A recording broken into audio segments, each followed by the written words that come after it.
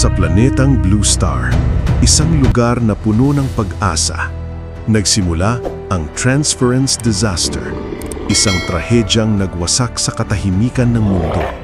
Mabilis itong naging impyerno. Hindi ito simpleng sakuna. Sa loob ng ilang oras, lumusob ang mga halimaw na tila galing sa ibang dimensyon. Hindi handa ang isang sangkatauhan. Hindi handa ang Blue sinira ang paniniwala at simula noon, ang kapangyarihan ay naging sukatan ng kaligtasan. Mga halimaw sa kawalan, chaos na walang paliwanag at isang katauhan na pilit lumalaban. Dito nakilala ang bida, isang E-rank na awakener, pinakamahina raw. Pero sa ilalim ng pressure, nagising ang kakaibang kapangyarihan. Habang bumubulusok ang stats, 90, 99%, hanggang 100%. Unti-unting nagbabago ang lahat. Xu Jingming, ang SSS Plus Purple Thunder. Ang kanyang transformation, kumpleto na. Hindi lang basta lakas, ito'y Divine Lightning. Bumaba mula sa langit, winasak ang limitasyon. Isang immortal legend mula sa pagkabagsak. Sa kanyang kamay na kumikislap ng cosmic energy, ang laban ay magsisimula, mga Lods. Sa pagsisimula ng chapter, mga Lods, umugang ang crowd para sa Magic City, ngunit tumaas ang excitement nang pumasok sa field ang kanilang undefeated rivals mula sa Jingjing Ability University. Habang nagkaharap ang dalawang powerhouse teams, nagtataka ang mga manunood kung nasa likod ng formation si Xu Jingming upang iset up muli ang isang one-shot Thunder God Finger. Gayunpaman, ang mga may karanasan na manunood ay alam na ang isang top team tulad ng Jingjing ay handa na rito. Kahit si Su Qingyi ay curious sa kakaibang setup, na nagtataka kung plano ng Magic City na gamitin ang kanilang main physical fighter bilang long-range attacker. Si Wang Qi ay puzzled din sa defensive position ni Xu Jingming, ngunit mabilis siyang ngumiti, na napagtanto na binibigyan nito ng perpektong pagkakataon ang kanyang team na sumugod at durugan muna ang natitirang Magic City. Nagwawala ang crowd nang umabot sa 0 ang countdown at nagsimula ang laban. Hiniling ni Xu Jingming kay Guan ang kanyang best support buff na may green light na dumadaloy sa kanya. Ganap niyang na-activate ang kanyang Golden Lightning Transformation. Si Zhu Taiji at si Wang Qi ay agad na namuno sa mabilis na charge, na sumisigaw na sila ay mas matibay kaysa sa kanyang mga nakaraang kalaban at hindi gagana ang kanyang finger technique sa kanila.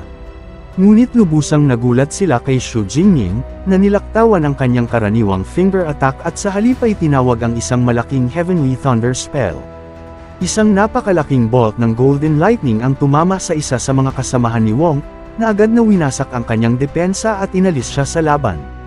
Lubhang natakot ang mga manunood sa makapal at mabilis na lightning bolt, na sumasang-ayon na ang ganitong pag-atake ay magiging abo pa ang isang Tier 4 expert.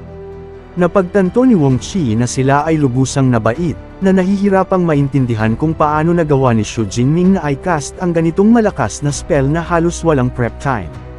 Sa pagkawala ng kanilang frontline fighter, nagpanik ang natitirang squad ng Jingjing, ngunit sinubukan ni Wang Qi na panatilihin silang nakatutok.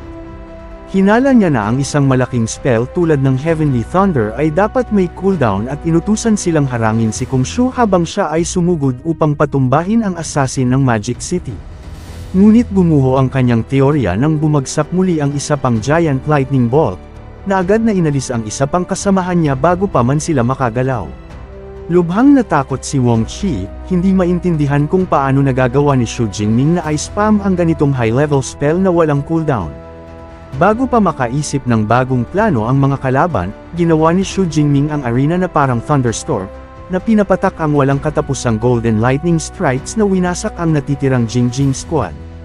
Nakikita ang pagkawasak, walang pakundangan na lumakad pasulong sina Shen Dongling at Yao Fang, na nagbibiro na masyadong overpowered ang kanilang captain at walang naiwan na aksyon para sa kanila. Bumalik sa nasunog na sahig, isang devastated na si Wang Qi ay tinitigan ang kanyang huling natalo na kasamahan, na natatakot na ang buong elite squad niya ay hindi nakaligtas sa isang saglit na palitan sa freshman monster.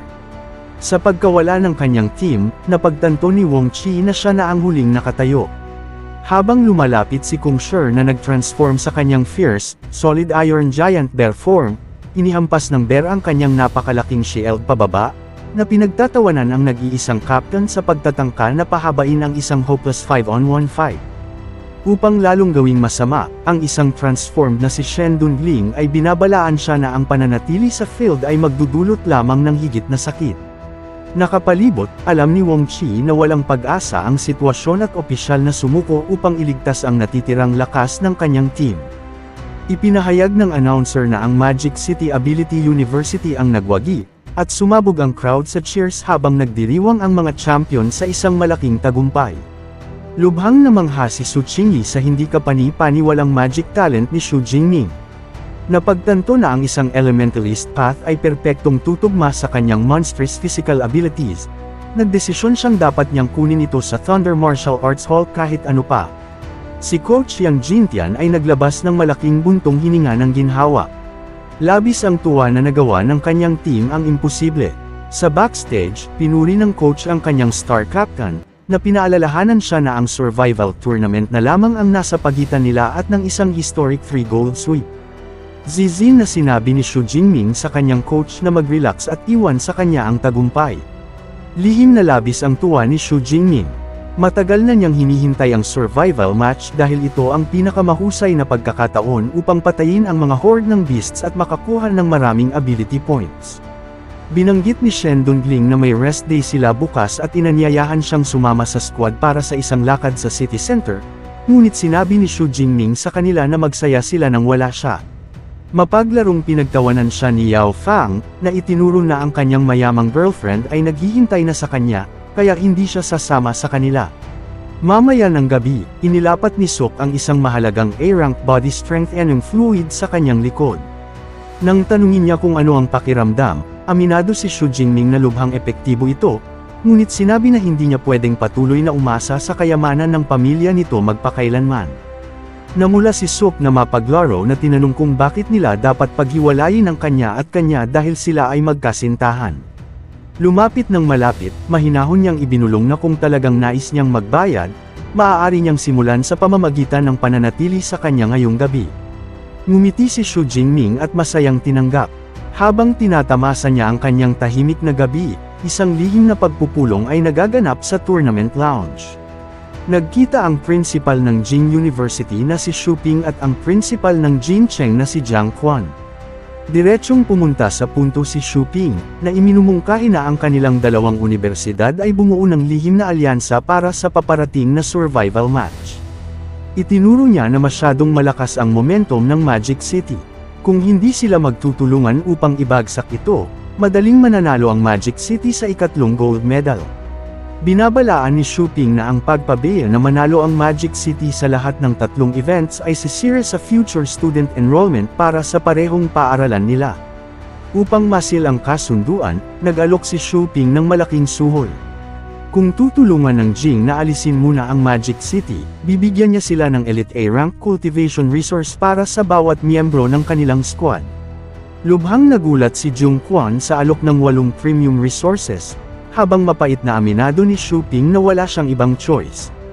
Bilang opisyal na namamahala ngayong taon, alam ni Xu Ping na sisira sa kanyang karera kung magdurusa sila muli sa nakakahiyang pagkatalo. Hindi nakatiis sa alok, kinamayan ni Jiang Quan, sumang-ayon sa alyansa, ngunit binanggit na kapag naalis na ang Magic City, ang final victory ay bukas na para sa lahat. Ngumiti ng mapagmataas si Xu Ping na zizin na conclusion na kahit isang SS-rank monster tulad ni Xu Jingming ay imposibleng makalaban sa dalawang elite schools na magkakasama laban sa kanya. At dito na nagtatapos ang chapter na ito, mga lods. Huwag kalimutang mag-like, mag-comment, at mag-subscribe sa YouTube channel natin, pati na rin mag-follow sa Facebook page. Salamat sa panunood, see you sa next recap.